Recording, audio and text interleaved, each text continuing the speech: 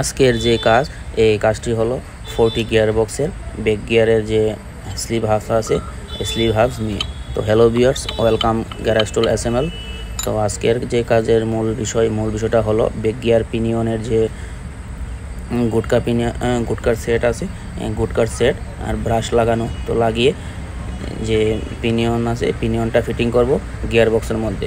তো মূলত এই গিয়ার বক্সটা হলো টাটা 909 40 গিয়ার বক্স।